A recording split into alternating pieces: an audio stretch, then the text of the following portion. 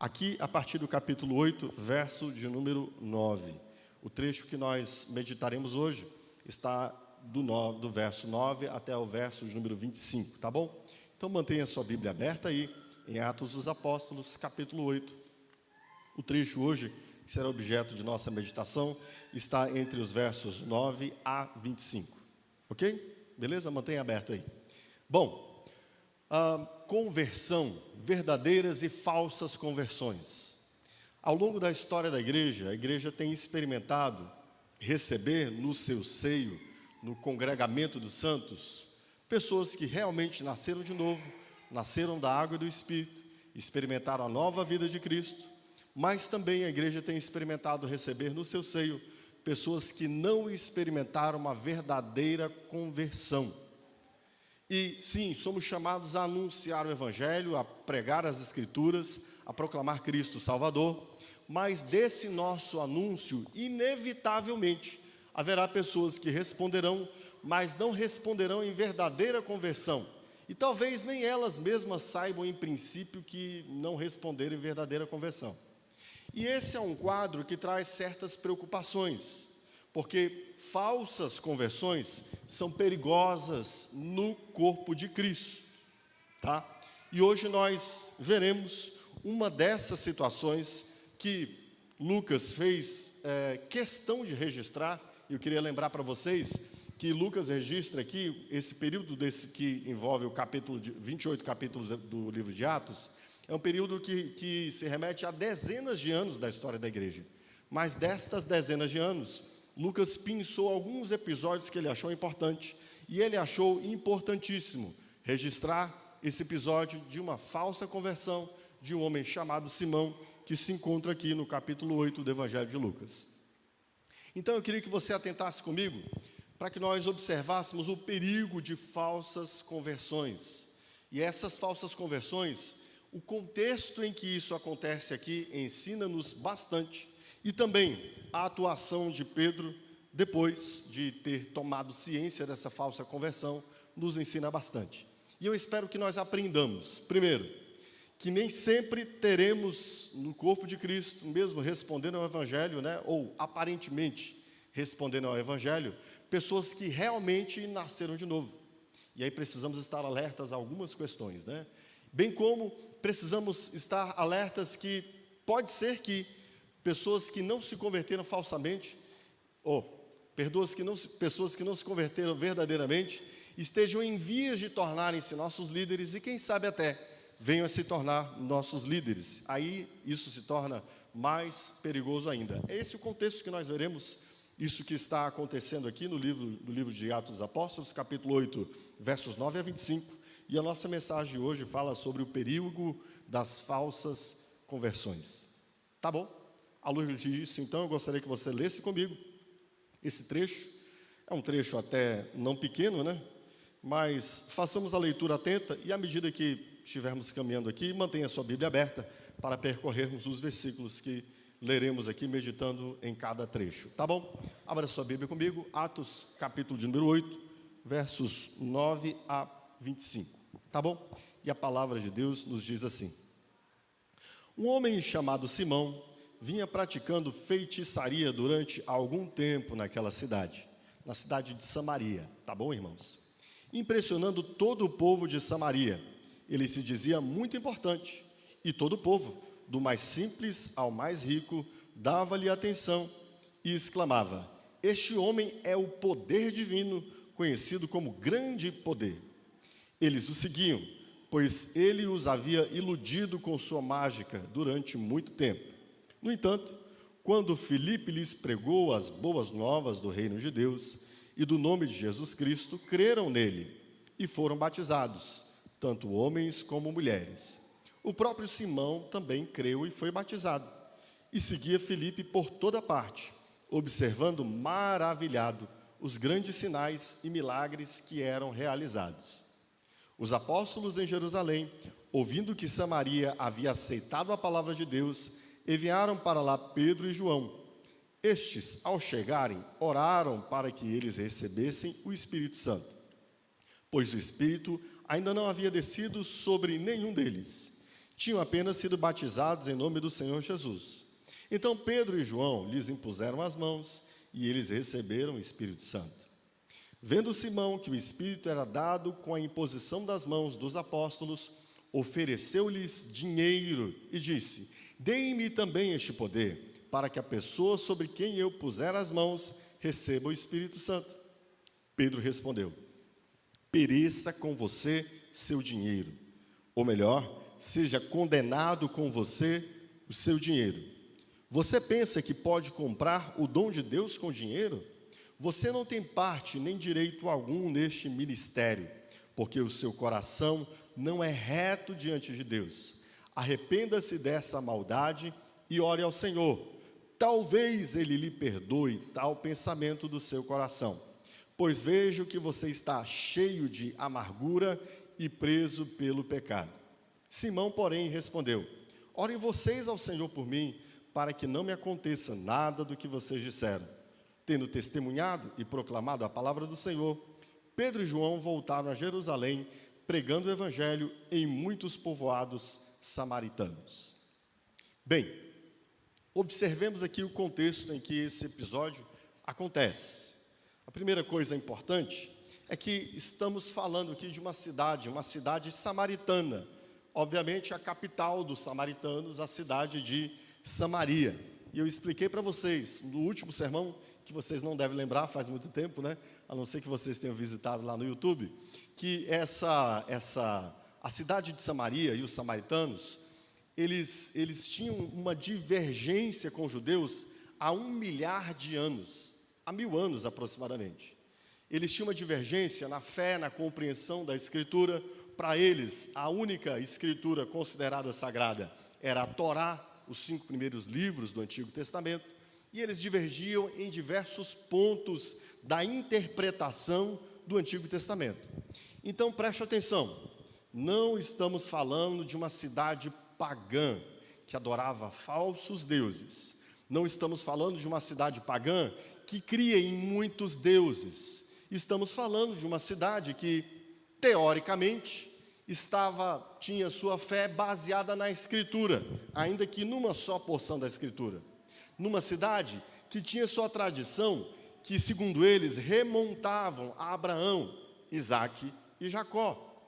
Eles se entendiam povo de Deus. Os samaritanos se entendiam povo de Deus. E aqui estamos falando da cidade central da fé samaritana, a própria cidade de Samaria.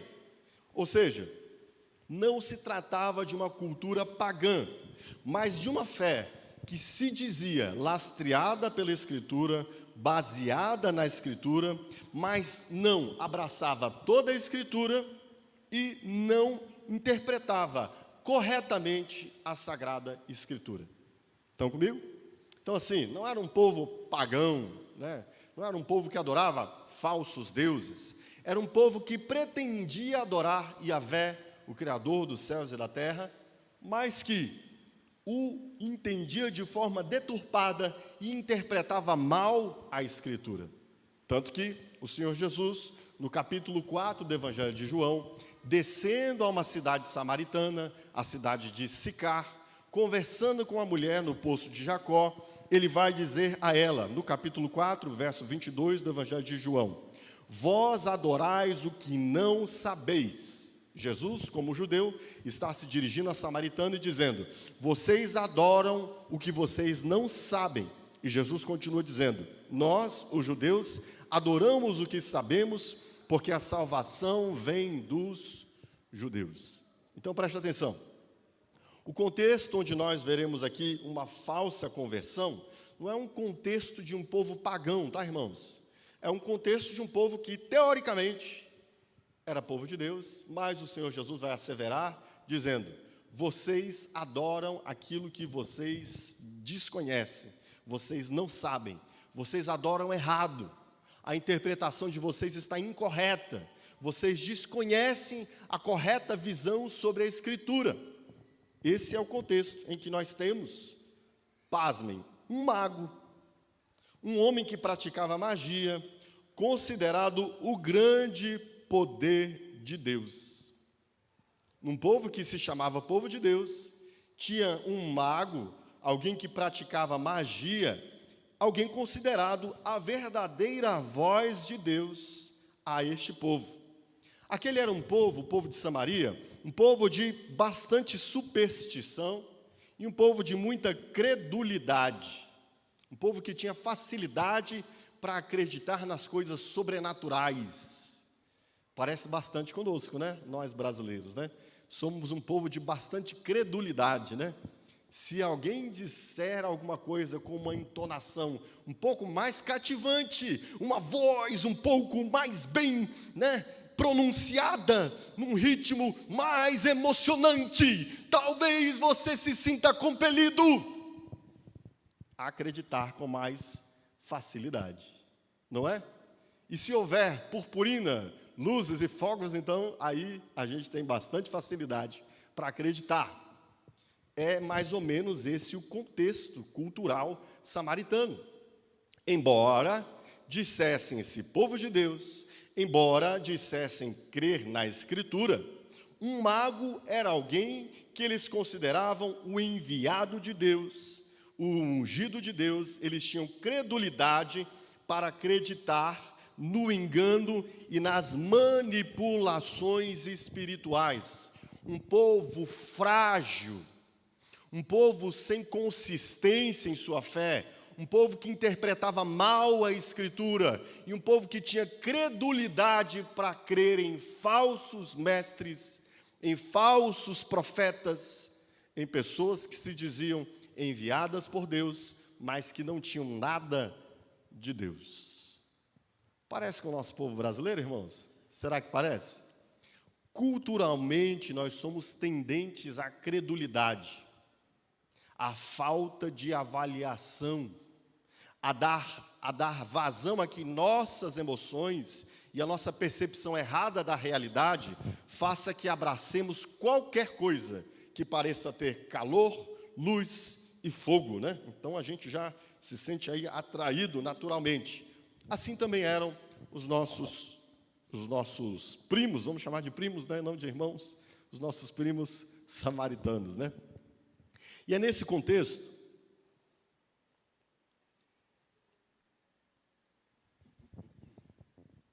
que eles consideravam a atuação de Simão, o mago, como uma atuação divina. Olha o que diz o verso de número 10. E todo o povo, do mais simples ao mais rico, dava-lhe atenção e exclamava: este homem é o poder divino, conhecido como grande poder.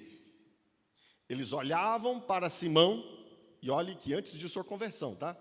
Ou suposta conversão, depois a gente vai falar sobre isso. E diziam: cara, Deus está ali, é o poder divino. Esse é o Deus de Abraão, de Isaac e de Jacó. Os sinais que Simão faz testificam que ele está falando por meio do Deus que trouxe à existência nosso povo, samaritanos. Jacó é nosso pai, como já dizia aquela mulher no tanque de Jacó, né? Jacó, o nosso pai. Então, o mesmo Deus que falou a Jacó é o Deus que está falando a nós por meio de Simão hoje.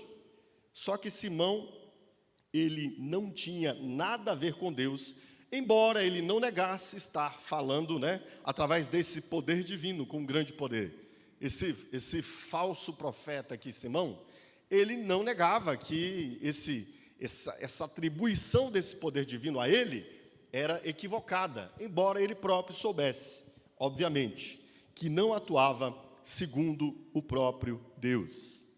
A respeito disso, Calvino afirma o seguinte, a respeito desse trecho, a respeito de Simão: portanto, Satanás abusou do nome de Deus para enganar, que é o tipo mais pestilento de engano. Olha que interessante a fala de Calvino aqui, né? Nesse contexto, onde temos um povo crédulo, um povo que acredita em qualquer coisa, nesse contexto, onde temos líderes manipuladores que pretendem fazer sinais em nome de Deus, embora não seja Deus que esteja atuando por meio deles, Calvino diz: Satanás abusou do nome de Deus para enganar, que é o tipo mais pestilento de engano. E não é o que nós muitas vezes encontramos, queridos?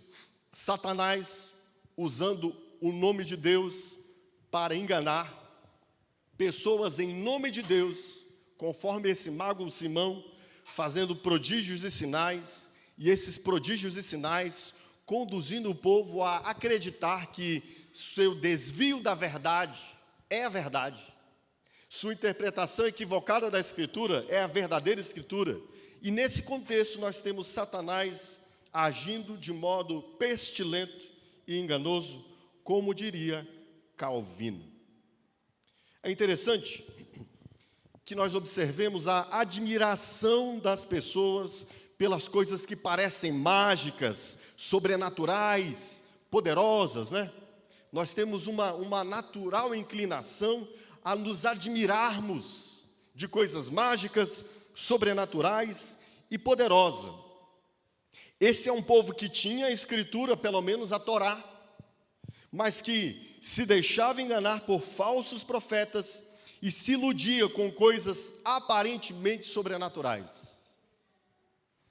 Eu diria que pode até ser que as coisas que ele fazia ali, tá, fossem de fato sobrenaturais, porque a palavra grega, embora em algumas traduções aí, né, fala de iludir, em algumas traduções fala de magia, de mágica. Para nós hoje mágica é aquilo que aparentemente é sobrenatural, mas se tem algum subterfúgio técnico ali, né, para trazer a aparência de algo extraordinário, mas que de fato não é apenas uma técnica. Mas a palavra grega aqui utilizada, ela dá a interpretação de que pode ser sim a manipulação de um poder sobrenatural, tá?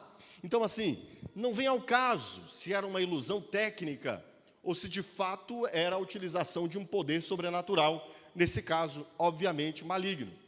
Mas a grande questão é, esse era um povo que se admirava de coisas extraordinárias e de sinais, sem considerar o que mais importava para julgar aqueles sinais e aqueles milagres, que é a correta mensagem da palavra de Deus, pela qual tudo o mais deve ser julgado.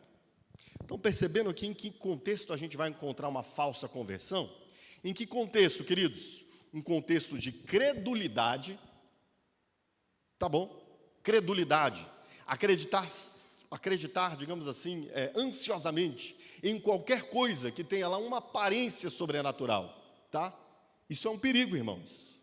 Credulidade é um perigo, fé não. O que nós precisamos é de fé. Fé é outra coisa. Credulidade é ansiedade por dar crédito e acreditar em qualquer coisa pretensamente sobrenatural. Isto não é uma virtude. Entende isso? Isso não é uma virtude. Em nenhum lugar na Escritura nós somos chamados a acreditar com facilidade, com credulidade, em qualquer coisa que aparentemente se apresente sobrenatural.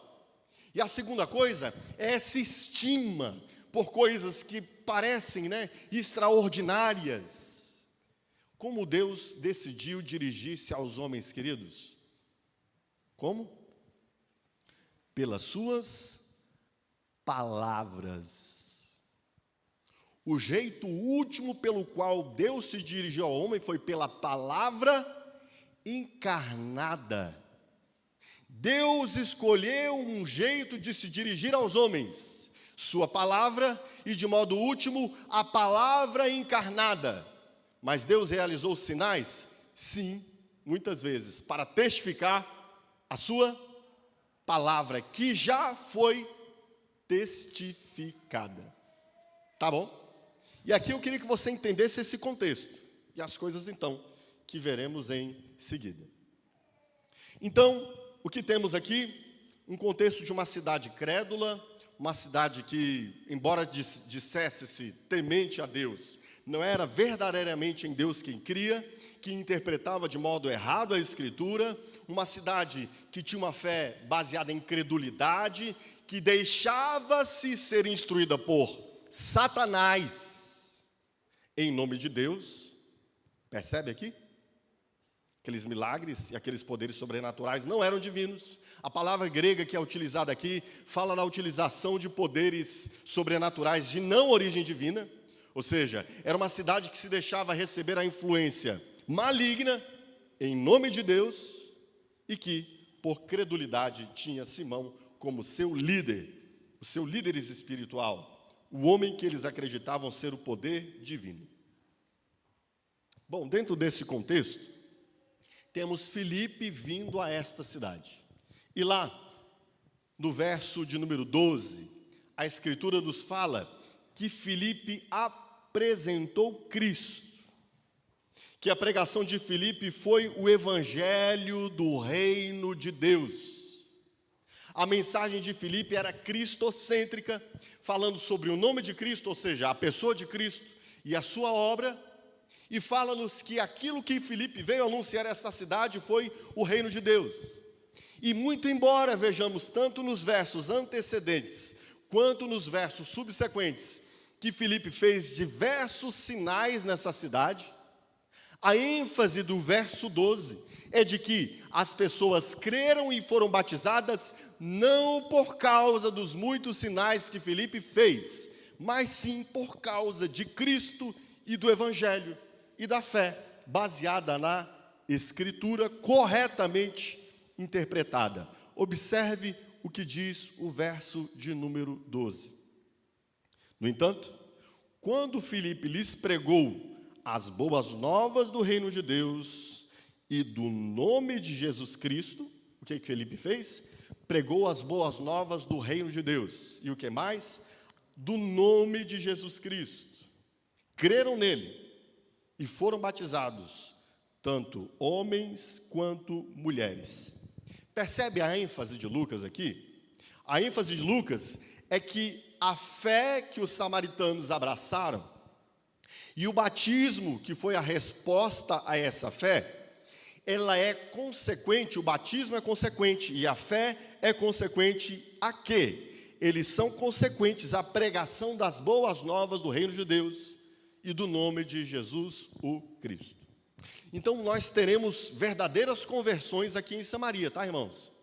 Mas essas conversões, embora haja sinais, elas não estão lastreadas nos sinais. As conversões estão lastreadas em quê, queridos? Nas boas novas do evangelho do reino de Deus. Nas boas novas do nome de Jesus Cristo. E essa é uma expressão, boas novas do nome de Jesus Cristo, que fala que eles tanto conheceram a pessoa de Cristo quanto as obras de Cristo, sua encarnação, sua morte, sua ressurreição, sua segunda vinda. O que fez esses irmãos crerem e batizarem-se foi terem ouvido sobre Jesus que encarnou-se, foi terem ouvido sobre Jesus que morreu pelos seus pecados, foi terem ouvido que Jesus ressuscitou e que Jesus voltará para trazer o mundo a juízo e salvar de forma última aqueles que nele crerem. Essa é a boa nova do reino de Deus, chamando todos os homens a que se arrependam diante disso, a que confessem a Cristo e que sigam-no, negando-se a si mesmos. Isso foi a pregação de Filipe.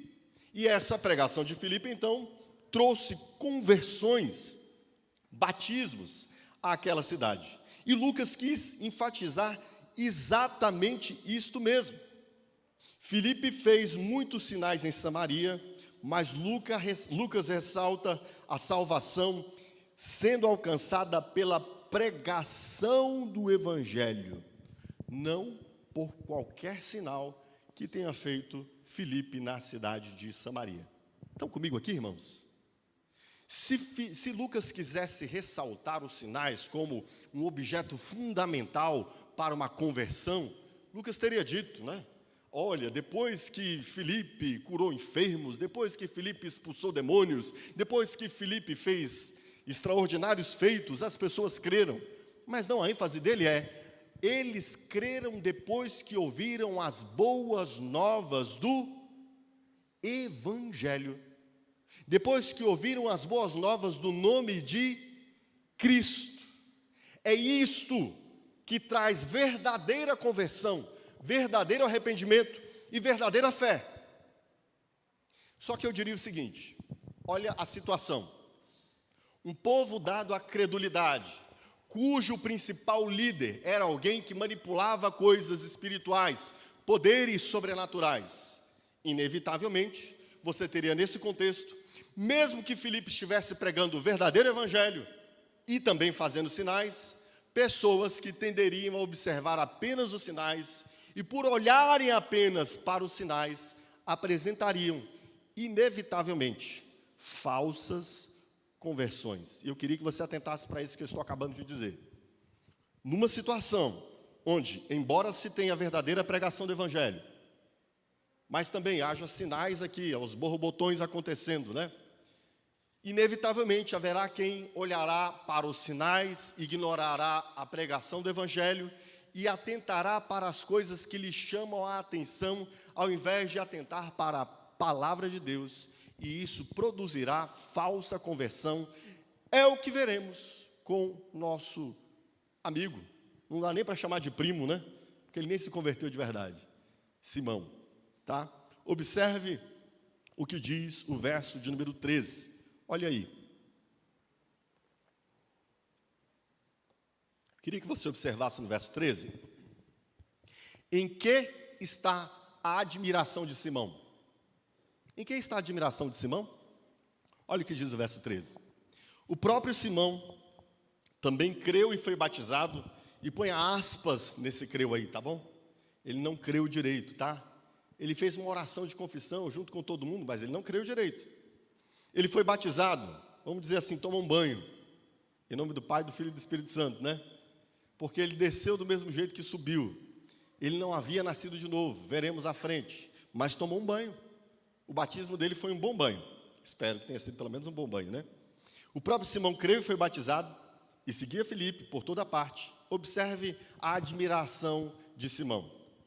Observando, maravilhado, os grandes sinais e milagres que eram realizados. A primeira pista aqui, o primeiro sinal de uma falsa conversão que veremos aqui em Simão, é que sua admiração estava em quê, irmãos? Nas boas novas do Evangelho? No fato de Deus ter enviado o seu Filho e ele ter se encarnado? Nesse Filho ter ido à morte para a redenção e restauração do seu povo? Em admirar Cristo por tê-lo amado, a ponto de se entregar à morte por seu pecado? Era aqui que estava a admiração de Simão. Ele estava admirado que Deus recebeu o sacrifício de Cristo e o ressuscitou no terceiro dia. Ele estava admirado que Cristo voltaria para trazer de uma vez por todas seu povo para si e o salvaria. Em nenhuma dessas coisas estava a admiração de Simão. Simão estava admirado com o quê? Com os muitos sinais que Filipe fazia. Percebe onde está a admiração de Simão? Onde estão os olhos de Simão? O que chama a atenção de Simão? O que chama a atenção de Simão são os sinais, não o evangelho. Aqui nós já temos uma clara evidência de uma falsa conversão. Uma verdadeira conversão, queridos, passa pela correta compreensão do evangelho, e aqui não apenas uma assimilação na mente, mas um profundo quebrantamento na alma. O evangelho que me mostra um pecador caído, indigno, miserável, perdido, e ao mesmo tempo mostra um Deus que me ama e que entregou seu Filho para morrer por mim na cruz do Calvário.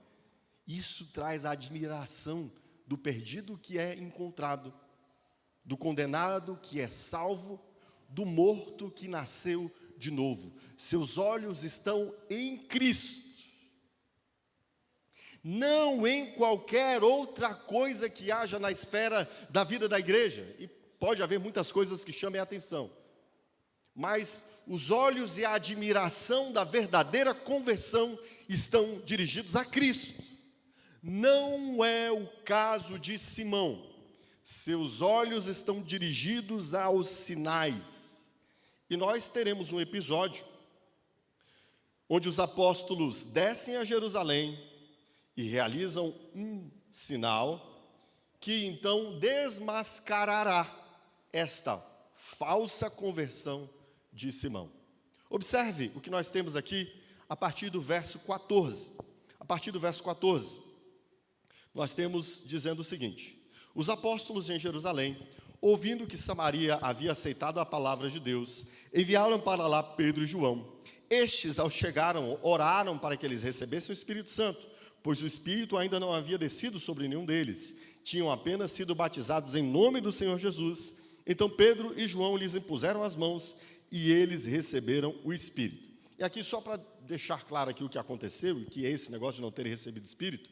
Bom, é claro que os nossos irmãos que creram de fato em Cristo, receberam o Espírito na sua regeneração e foram batizados. E o batismo é um símbolo dessa regeneração que eles receberam, a morte e a ressurreição. Só que, eu queria que você atentasse aqui que nós temos 3 episódios em Atos dos Apóstolos, ou melhor, 2 episódios que replicam o que aconteceu em Atos 2. E você precisa entender porque que esses episódios replicam, tá? Não é que em toda a conversão que nós temos na história da igreja, acontece algo semelhante a Atos 2, não, de modo nenhum. Mas nós temos 2 episódios em Atos, onde há uma semelhança com aquilo que aconteceu em Atos 2. E por que isso? Porque esses 2 episódios são o marco que Jesus determinou que a igreja devia seguir. Como Jesus havia falado à sua igreja: fiquem em Jerusalém, até que do alto vocês sejam o quê? Revestidos de poder. E então vocês serão minhas testemunhas onde?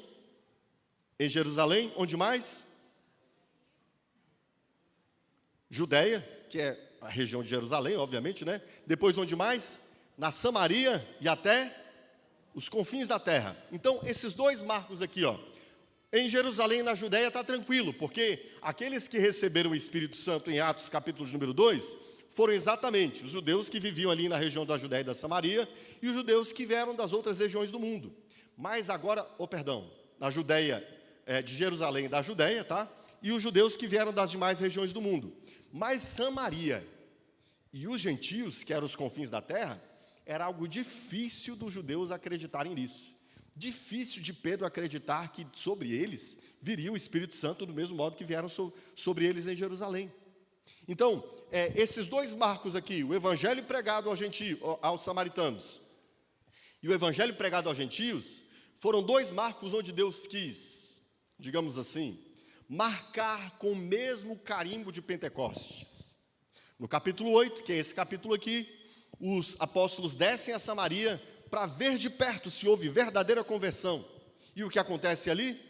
Algo semelhante ao que aconteceu em Pentecostes, para que os apóstolos reconhecessem de fato aquilo que foi promessa para nós, também é promessa para os samaritanos que nós odiamos. E a partir daqui nós precisamos parar de odiá-los. É a mesma coisa que acontece em Atos 10, quando o evangelho é pregado aos gentios. Pedro, por diversas visões, é conduzido até a casa de um gentio. Os gentios recebem o evangelho e algo semelhante ao que aconteceu em Atos 2, acontece também em Atos capítulo 10. Por que esses 2 episódios? Para carimbar que os gentios e os samaritanos, embora odiados pelos judeus, agora também faziam parte das promessas de Deus, tal qual os judeus que receberam em Jerusalém. Deu para entender? Então, esse episódio aqui, de os apóstolos descerem, imporem as mãos e acontecer algo semelhante ao que aconteceu em Pentecostes, acontece nesses 2 episódios, Atos 8 e Atos 10, para que fique marcado que as promessas de Cristo são também para os samaritanos, a quem os judeus odiavam, e para os gentios, a quem os judeus também odiavam, tá? Então não é uma regra que tem que acontecer, exatamente como aconteceu em Atos 2, em todas as vezes que a igreja prega o evangelho, tá? Mas para que a igreja então entendesse que o evangelho estava aberto aos samaritanos e também aos judeus, aos gentios, acontece algo semelhante em Atos 8, em Atos 10 também.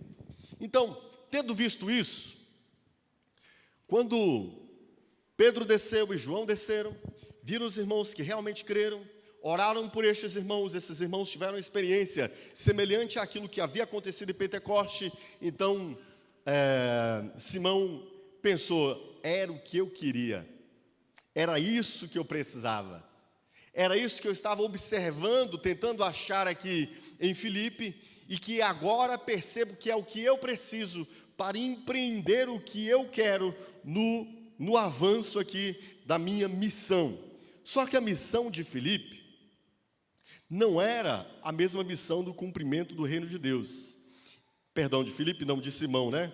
Ao ver o acontecimento onde os apóstolos impõem as mãos, Simão revela o seu coração, que embora batizado, não havia experimentado uma verdadeira conversão.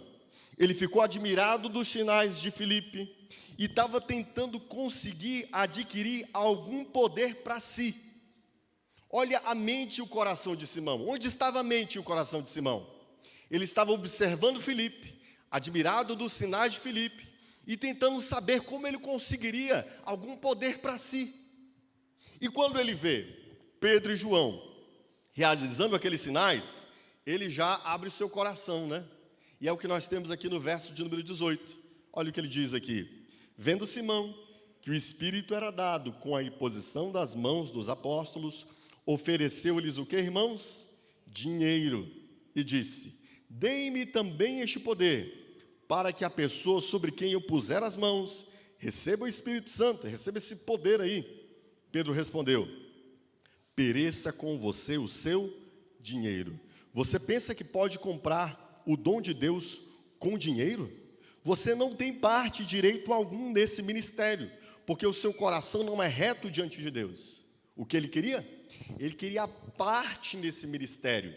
Ele queria ser alguém que tinha o mesmo poder para dar aquelas coisas que ele viu extraordinárias a quem ele impusesse as mãos. Mas observe bem, para ele aquilo era o quê? Um negócio. Era algo que ele podia comprar, e se ele podia comprar, o que ele podia fazer também? Vender. Percebe onde estava o coração de Simão? Aparentemente convertido, batizado, carteirinha de membro da igreja, participava de todas as reuniões e estava na cola do pastor Filipe, carregando a pasta do pastor Filipe. Mas qual era o verdadeiro interesse do coração dele? O que eu posso ganhar com isso aqui? Como é que eu posso criar uma maneira de monetizar com isso aqui, de tornar isso aqui lucrativo para mim? E a primeira oportunidade que ele teve de ver algo que ele poderia comprar e poderia vender, ele diz: eu quero comprar, me dá, por favor, parte nesse ministério, me dá poder para que eu realize o que vocês realizam. E preste bastante atenção, esta já era a história desse homem, lucro com coisas sobrenaturais. Você acha que ele era famoso por quê? E você acha que as pessoas o admiravam por quê? E se ele tinha essa fama e essa admiração, certamente ele ganhava muito dinheiro já com isso. A própria ação dele de querer comprar, certamente com a intenção depois de querer vender, mostra-nos que o coração desse homem não estava realmente no Evangelho. O coração desse homem estava de alguma outra forma, depois que ele entendeu que aqueles poderes sobrenaturais que ele utilizava eram menores que esses outros poderes sobrenaturais que vinham em Filipe. Como é que eu posso receber esses novos poderes sobrenaturais para continuar a minha jornada de conduzir e manipular as pessoas dessa cidade, tá? Esse irmão Simão aqui, ele também tinha uma história de liderança espiritual sobre o povo. Percebe? Ele estava às portas ali de se tornar o novo pastor da cidade de Samaria. Esse cara ia virar o pastor da igreja em Samaria, irmãos. Não tenha dúvida disso. Não fosse a intervenção de Pedro, esse cara certamente estaria cotado para ser o pastor de Samaria. Estava colado já com Filipe. Filipe ainda não havia discernido, né? E às vezes a gente não percebe, alguns corações não convertidos. Mas quando ele fala a Pedro, Pedro pega essa fala dele e lê o seu coração. A falsa conversão de Simão e sua admiração pelos feitos poderosos de Deus era em razão de querer algum lucro com o poder de Deus. Tá? E nós vamos encontrar ao longo da história da igreja, não apenas Simão, e não só na história da igreja, irmãos, em nossos dias, falsas conversões de homens que acabam chegando a receberem o ministério e cuja motivação passa apenas pelo lucro com o poder de Deus. Mas preste atenção aqui, tem um detalhe aqui importante, tá? Além de falsas conversões, baseadas na admiração do poder de Deus, cujo desejo está em receber algum tipo de benefício, pode haver também uma falsa conversão, cujo interesse não é nem enriquecer-se, mas receber algum benefício desse poder que Deus dá. Fica comigo aqui, preste atenção, o que eu estou dizendo? Simão se admirou do poder de Deus e queria receber esse poder porque ele queria lucro. Mas há falsas conversões também, de pessoas que se admiram o poder de Deus, e a única coisa que elas querem é receber alguma vantagem desse poder de Deus. E aí também há falsas conversões, irmãos. Como assim, pastor? Lembra do episódio do capítulo 6 do Evangelho de João? O que nós temos ali? Temos uma multidão que no dias anteriores, haviam visto Jesus multiplicar pães e peixes e haviam se saciado. Caramba, nem precisamos trabalhar hoje. Passamos um tempão ouvindo Jesus, mas a admiração deles estava em quê? Nas palavras de Jesus? Na pessoa de Jesus? Nem nas palavras, nem na pessoa de Jesus. A admiração deles estava no milagre que Jesus fez para lhes alimentar. E no capítulo 6, nós temos estas pessoas indo em direção a Jesus com interesse apenas no pão que Jesus podia dar. Percebe aqui? Elas estão admiradas do poder de Deus, e embora elas não queiram lucro pessoal, enriquecimento pessoal, através desse poder de Deus, elas querem apenas o benefício pessoal que esse poder de Deus pode realizar. Deus pode me dar, Deus pode sustentar a minha casa, Deus pode curar as minhas enfermidades, Deus pode me dar um novo emprego, Deus pode me fazer ter um novo casamento. O que Deus pode fazer por mim? Isso evidencia o que, irmão? Uma falsa conversão. Estão comigo, irmãos? Vocês estão comigo? Há pessoas que não estão em Cristo por causa do Evangelho. Há pessoas que não estão em Cristo porque são pecadoras, porque entendem que precisam de um Salvador. Há pessoas que estão vindo a Cristo só porque querem os benefícios do poder de Deus que está em Cristo e que não tem a ver com o Evangelho. E o que Jesus diz a essas pessoas no capítulo 6 do Evangelho de João? Vocês vieram atrás do pão que perece. Vocês deviam vir a mim por causa do pão vivo que desceu dos céus. Eu não vou dar a vocês o pão que vocês estão querendo. E depois de muitas outras duras palavras, sabe o que nos diz do Evangelho de João nesse trecho? Que muitos discípulos deram as costas e abandonaram Jesus. E Jesus disse para eles: por favor, venham aqui, pessoal, vocês precisam me ouvir. Não foi isso que Jesus disse? Não. Jesus olhou para os outros que haviam ficado. Sabe o que Jesus disse para os outros? E vocês não querem ir embora também, não? A porta da casa é serventia. Se vocês estão aqui por causa das coisas que eu posso fazer por vocês, vocês não estão aqui por causa de mim. Portanto, se quiserem, vão embora. É o que Jesus diz para seus discípulos. Percebe, irmãos? Que há falsas conversões no corpo de Cristo, na igreja. Pessoas que se achegam a Cristo não por causa das boas novas do Evangelho, nem por causa da pessoa de Cristo, mas muitas vezes admiradas do poder extraordinário que há em Cristo. E é claro que ele tem um poder extraordinário, né? É claro que a gente olha para a vida de pessoas que tiveram realmente profundas transformações, que saíram de profundos charcos de dívidas, de problemas familiares, de crises conjugais, que saíram de situações onde a enfermidade lhes afligia e foram curados. E Deus faz sim coisas extraordinárias pelo seu povo, sim. Mas Ele não quer que ninguém o siga por causa destas coisas. Porque quando o nosso interesse está nas coisas que Deus pode fazer, nós estamos amando aquilo que Deus nos dá e não ao próprio Deus. Percebe isso? E olha o perigo que temos aqui de um povo crédulo de um povo que está atentando apenas para os sinais, e sinais que são verdadeiros, não são falsos sinais não, irmãos. Tá? Sinais verdadeiros, que Deus está realizando, mas os olhos do povo não estão em Cristo no Evangelho, os olhos do povo estão dirigidos aos sinais, e aqui nós temos o perigo de falsas conversões. À luz disso, eu queria dizer para vocês que há muitas outras falsas conversões possíveis, e eu seria incapaz de enumerá-las aqui, apenas nesse sermão e nesse trecho.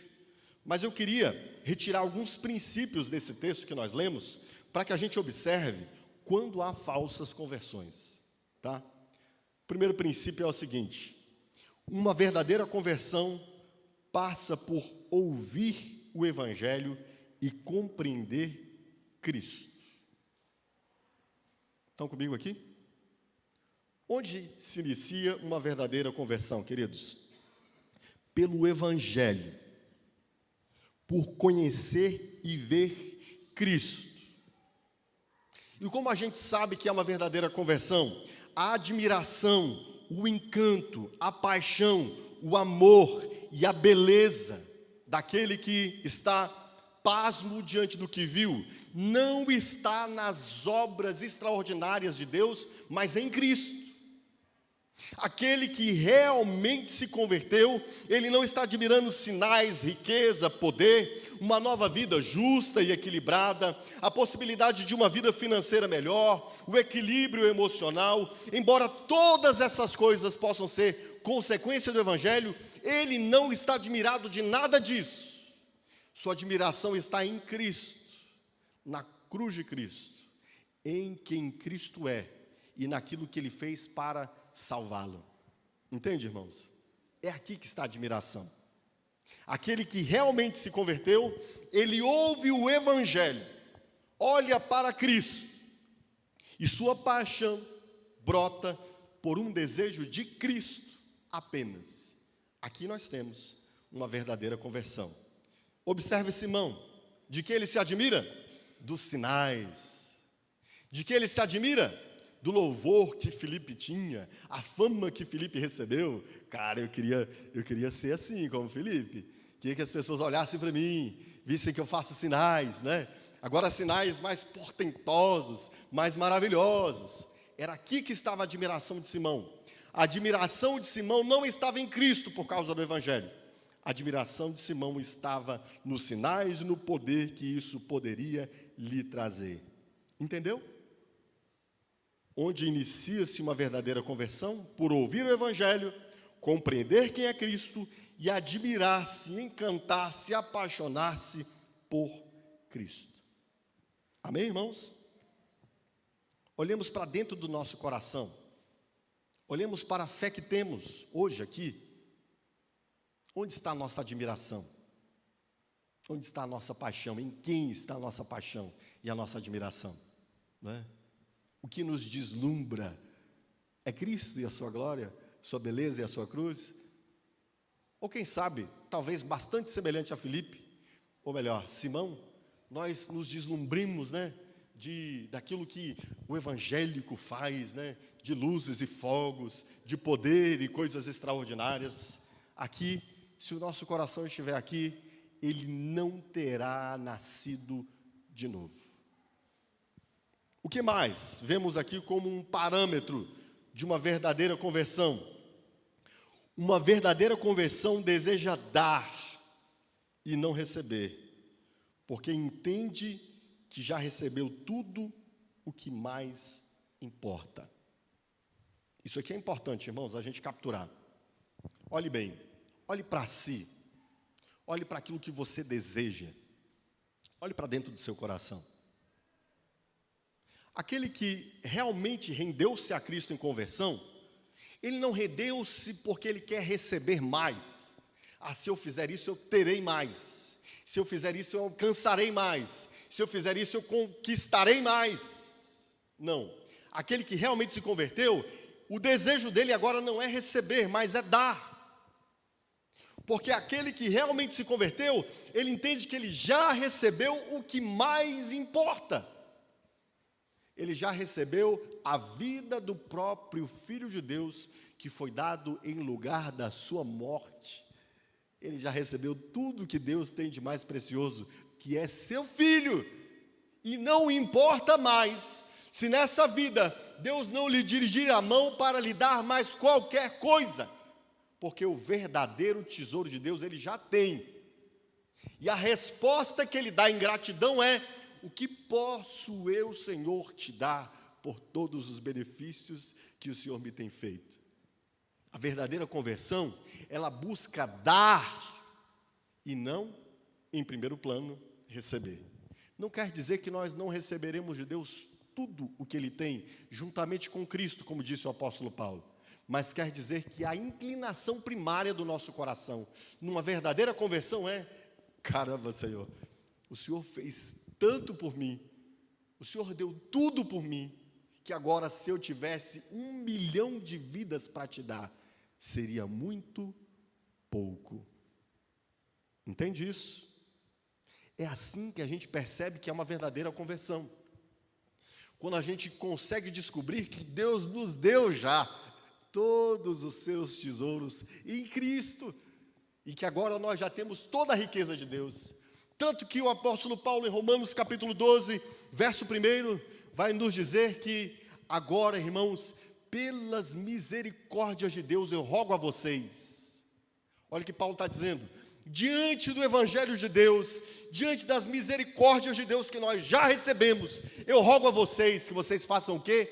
Apresentem os seus corpos como sacrifício vivo, santo e agradável a Deus. Por que Paulo fala disso em Romanos capítulo 12, verso 1? Porque essa é a única resposta verdadeira ao evangelho quando nós o entendemos. Paulo nos falou do evangelho do capítulo 1 de Romanos até o capítulo de número 11. E ele inicia o capítulo 12 explicando como nós respondemos ao evangelho. Agora, portanto, diante das misericórdias do evangelho, apresentem as vidas de vocês. Deem a Deus as vidas de vocês, entreguem a Deus o tempo de vocês, entreguem a Deus os recursos de vocês, entreguem a Deus as energias de vocês, a inteligência de vocês, a formação de vocês. Deem a Deus tudo o que vocês têm, porque Deus já lhes deu tudo o que Ele tem, seu Filho. Entende? Isso é uma evidência de uma verdadeira conversão. Aqui estou eu, Senhor. Eu não tenho mais nada senão minha vida para te dar, mas toma em tuas mãos. E o que Simão queria? Ele tinha no íntimo o desejo de receber. Isso mostra uma falsa conversão. Isso mostra apenas admiração pelas coisas que Deus pode fazer, dar, né? Fama, glória, poder, dinheiro. O que mais? O que mais? Né? Eu me lembro de uma conversa de meninos adolescentes, né, dizendo que queriam ser pastores, porque os pastores casavam com as mulheres mais bonitas, né? Não sei de onde eles tiraram isso não, mas eu já ouvi alguns adolescentes conversando isso, né? Tinham vontade de serem pastores porque os pastores casavam com as mulheres mais bonitas, né? Está vendo onde é que está a motivação do adolescente, né? É uma ilustração bobinha, mas que mostra como muitas vezes o nosso coração não está no lugar certo. Olhe para você. Você viu Cristo? Viu o que Deus te deu em Cristo? E agora o que você quer é dar? Então, aí há uma verdadeira conversão. É claro que, sim, receberemos de Deus também todos os seus bens, mas a motivação primária do seu coração é dar sua vida, dia a dia, todo dia. Mais uma vez entregar de novo, entregar mais uma vez seu tempo, sua vida, sua inteligência. Então aí há uma verdadeira conversão. E o último ponto aqui, o último princípio de uma verdadeira conversão, é que essa verdadeira conversão, ela é testificada em uma vida que não ama mais seus antigos pecados, mas se apresenta em santificação, em despimento do velho homem, para ser transformado à imagem de Cristo. Quem se converteu verdadeiramente, irmãos, já não ama mais o pecado. É impossível alguém que nasceu de novo amar o pecado. Ele já não tem prazer e deleite mais naquela velha vida. Não está mais apegado àquelas condutas pecaminosas. Ele não se conduz mais em pecado de forma consistente, de forma insensível, de forma repetida. Inclusive o apóstolo João vai dizer na sua primeira epístola, falando sobre quem está em Cristo não peca mais, ele usa ali o verbo grego ali tem a ideia no sentido de pecar continuamente, algo que se repete. A gente não tem esse modo verbal em português, e às vezes a gente lê ali e parece que o cristão nunca mais comete pecado, não é isso. Mas ele não é alguém que está amamentando o seu pecado em seu próprio seio, cuidando dele como se fosse uma criança, né? Muito pelo contrário, para ele agora o pecado é uma víbora, que quando o fere, ele tenta feri-la de morte e correr dela. Então, se alguém amamenta o pecado no seio, como uma mãe que protege seu filho, esse indivíduo não nasceu de novo. Se o pecado não é uma víbora, a qual vendo-a, nós procuramos feri-la na cabeça, esse indivíduo não nasceu de novo. É o que o apóstolo Paulo nos diz, escrevendo a Timóteo, que permanece esse firme fundamento: aquele que confessou a Cristo, aparte-se do pecado. Uma evidência de um novo nascimento é que agora nós compreendemos que o pecado é uma afronta a Deus e nós não queremos mais tê-lo em nosso seio como uma criança que protegemos. Pelo contrário, quando confrontados, quando vemos à luz da palavra de Deus nossas condutas pecaminosas, nós lamentamos, pranteamos e choramos, nos arrependemos e voltamos-nos a Deus pedindo misericórdia para viver para a glória dele. Não é o caso de Simão. Pedro vai dizer a Simão que ele está preso nessas coisas. Essa mesquinhez dele é evidente, esse desejo dele dessa manipulação e dessa riqueza pela manipulação é evidente, ele está preso pelo pecado. E aqui, então, nós temos essa última evidência de conversão. Você consegue ver em si que o pecado hoje para você é um tropeço ao invés de um caminho?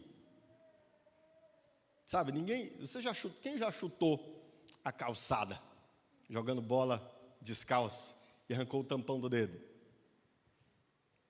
Né? Ninguém faz um negócio desse e diz: ai, que beleza, né? Eu arranquei o tampão do dedo, vamos continuar a partida aqui, se eu arrancar o outro não tem problema, né? Não acontece um negócio desse, né? Às vezes o sangue está quente, mas logo em seguida fala: meu Deus, o que eu fiz, né? Nunca mais vou jogar descalço, não é assim? Nunca mais vou jogar descalço, nunca mais vou fazer uma besteira dessa, né? Isso é o pecado para quem nasceu de novo. Não é um caminho tranquilo que a gente caminha, né?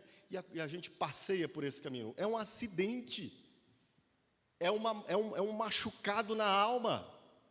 E deve provocar em nós diariamente confissão e arrependimento, para caminharmos em santificação diante de Deus. Isto é o pecado para quem nasceu de novo. Mas para quem não nasceu de novo, o pecado é simplesmente sua respiração. O que é um xingamento? O que são palavras de maldição? O que são palavras de assédio? Né? O que é a pornografia na mente? O que é a pornografia na televisão? É mais do mesmo, é o meu caminho, é quem eu sou. Quem não nasceu de novo é isso. Ele não se sensibiliza. É a conduta natural da sua vida. Era como eu vivia. Era como você vivia. Era a água que nós bebíamos todo dia. Mas agora que estamos em Cristo, não pode mais ser assim. E uma evidência que você nasceu de novo é que você se condói pelo seu pecado e caminha em arrependimento contínuo, diário, permanente, até a vinda de Cristo, lutando contra o pecado, não abraçando-o no seio. Amém, irmãos? Olhe para si, identifique se em você há um coração realmente convertido, arrependido, se há verdadeira salvação e novo nascimento por essas evidências. Amém? Deu para pegar esses 3 princípios aqui? Bem, eu quero só fazer algumas últimas considerações, nem vou poder fazer todas, que o horário já se avança, tá? Primeira consideração final: há um perigo em admirar sinais e não o evangelho, tá? Sinais não garantem que a fé será produzida de modo saudável, irmãos. Tem pessoas que pensam, né?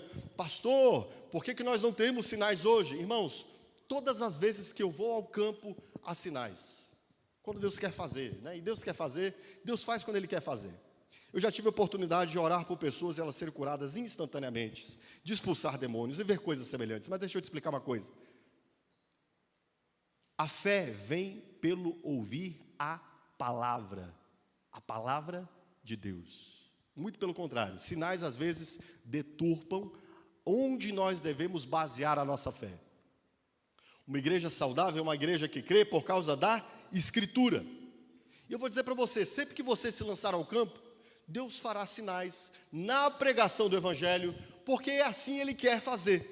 Quando Ele quiser fazer, Ele faz, quando Ele quiser, não faz, mas a nossa fé não pode estar baseada na admiração dos sinais. Deixa eu explicar para você o que são os sinais. Os sinais são como uma ilustração, como um adorno, mas a realidade está em Cristo e no Evangelho.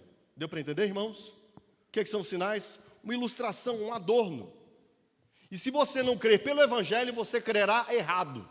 E pode ser que você se torne alguém semelhante a Simão, ou semelhante às milhares de pessoas que foram atrás de Cristo por causa do pão que perece. Eu nunca disse a ninguém, nunca anunciei a ninguém, estão vendo aqui essa pessoa que eu expulsei demônios? Creia por causa desses demônios que foram expulsos.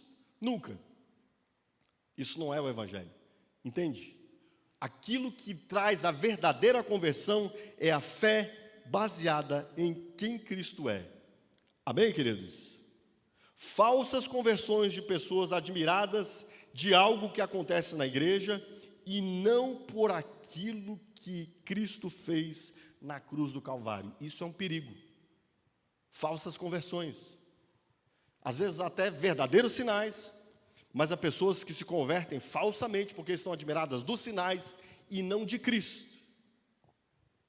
Há uma outra questão importante. Temos o perigo de líderes não convertidos e que buscam meios de usar poder para obter lucro. Nesse caso, esse homem que se tornaria um líder foi abortado aqui, sua liderança, seu crescimento em liderança. Mas não se engane, muitos outros passarão. Muitos outros falsos líderes que, na pretensão de utilizarem poderes espirituais, manipularão a igreja a fim de obterem com a igreja lucro. Houve muitos falsos líderes na história da igreja e continuará havendo. E uma coisa que está fora, digamos assim, da centralidade do ministério desses líderes é o Evangelho. Então preste atenção, se aquilo que traz conversão é o Evangelho, e se naquilo em que a igreja deve crer o Evangelho, fique muito atento a líderes cuja vida, a mensagem, a pregação não transita em torno do Evangelho. É muito provável que sejam falsos líderes. Certo, irmãos? Uma evidência de uma liderança que está baseada na Escritura é quando o Evangelho está no centro. Simão parecia até haver se convertido, né? Diz o verso de número 24, que ele disse: orem vocês ao Senhor por mim, para que não me aconteça nada do que vocês me disseram. Mas a história da igreja mostra que Simão, ele se tornou um falso líder, irmãos. Simão se tornou um falso líder, um líder gnóstico, que inclusive muitas vezes se opôs a Pedro em Roma, diz a história da igreja, tá? E por isso, exatamente por isso, é que hoje nós somos chamados a atentar para a verdadeira conversão, a ficarmos alertas diante de falsas conversões. Primeiro, olhe para si mesmo e julgue-se a si mesmo. Se você não encontrar esses 3 princípios em sua conversão, uma admiração de Cristo e do seu Evangelho, é o primeiro sinal, a primeira evidência. Um desejo de dar a Cristo sua vida, inteiramente, completamente, continuamente. Esse é o segundo sinal, a segunda evidência. E por fim, um desejo de viver uma vida santa para Deus, esse é o terceiro sinal. Se você não encontrar esses sinais em sua vida, pelo amor de Deus, irmão, busque uma verdadeira conversão que vem pelo ouvir o Evangelho. Suplique a Deus: Senhor, por favor, não me deixe estar perdido no meio do povo de Deus. Me permita conhecer Cristo e o seu Evangelho, para que eu possa assim responder a Ele de modo correto. Amém? Coloque-se em pé neste momento. Que nós estejamos alertas, que você como igreja esteja alerta diante de falsos líderes, que nós estejamos atentando para conduzir a igreja diante de Deus. E sim, um adendo aqui, né? Somos cristãos e somos homens, e homens que ainda estão debaixo de uma condição de decaimento. Fomos livres do poder do pecado, mas ainda não da sua presença. Então você ainda vai pecar, tá, irmão? Mas se o seu coração se quebranta diante de Deus, se você deseja viver para a glória dEle, você está em Cristo, tá bom? Não desanima, tá? Certo? É aquilo que eu falei, é a disposição diante do pecado. Há pessoas que para quem o pecado é um caminho gostoso de seguir, né? O cristão não, o cristão é uma dor, ele sente. Ele fala: Senhor, misericórdia, pequei novamente. E essa é uma evidência de que você nasceu de novo. Amém? Portanto, dê graças a Deus se você nasceu de novo em Cristo. Suplique a Deus que nós, no corpo de Cristo, possamos receber aqueles que tiveram verdadeira conversão, e peça a Deus misericórdia, que o Senhor nos livre de falsos mestres que não nasceram de novo. Vamos orar por isso? Curve sua cabeça. Senhor Deus, nós te agradecemos porque estamos aqui por causa do Teu Evangelho. Nós não estamos aqui porque desejamos do Senhor bens, porque desejamos do Senhor privilégios, porque desejamos do Senhor poder. Nós estamos aqui por causa de Cristo, e apenas de Cristo. Nós vimos o quanto éramos perdidos e quanto o Senhor nos amou. Nós vimos o quanto o Senhor deu por nós, entregando a nós Teu Filho, e ainda nem conseguimos calcular adequadamente, e nunca conseguiremos, o preço que foi pago pela nossa salvação. E é admirados de Cristo, da sua glória, da sua beleza, do seu amor e da sua misericórdia, que estamos aqui hoje diante de Ti, e por isso Te agradecemos. Obrigado, Senhor.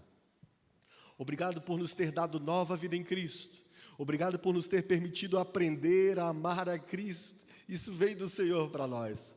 Se dependesse de nós, nós ainda estaríamos atrás dos tesouros desse mundo, cuja traça corrói e a ferrugem corrompe. Mas nós estamos aqui por causa de Cristo. Obrigado porque nossas vidas hoje se inclinam a dar, e nós queremos aprender a dar mais ainda, Senhor.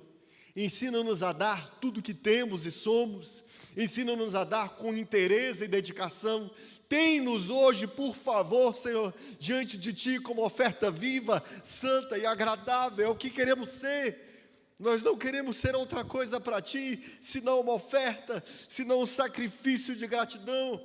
Nós queremos que a nossa vida queime diante de Ti e se consuma para a Tua glória. Nós queremos que o Senhor nos tome e aceite e receba esse sacrifício pequeno, Senhor, e pobre que somos nós, mas é tudo que nós temos que está diante de Ti. Obrigado porque o Senhor nos tem ajudado a lutar contra o pecado. Obrigado porque o pecado hoje nos é amargo. Obrigado porque hoje nós não o amamos mais. Obrigado porque o Senhor nos tem perdoado todas as vezes que nos apresentamos diante de Ti, suplicando misericórdia.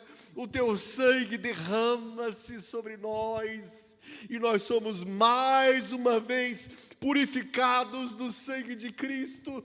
Obrigado pelo sangue de Cristo, que nos perdoa de todo pecado, que nos reorienta a Ti mesmo.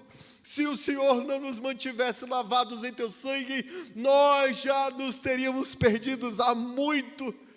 Mas obrigado porque todos os dias o Senhor nos lava os pés, nos unge a cabeça e o nosso cálice transborda. A tua presença está conosco e somos santificados em ti pelo sangue do teu Filho.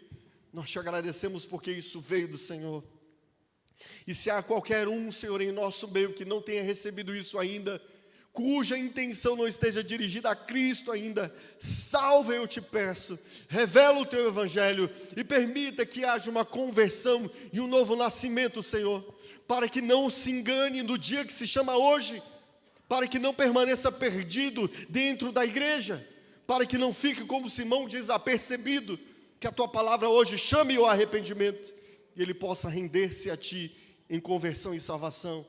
E por fim nós te suplicamos, Senhor, livra-nos, por favor, livra essa igreja de falsos mestres, livra-nos, Senhor, de homens corruptos, cuja intenção não está em glorificar teu nome na pregação do evangelho.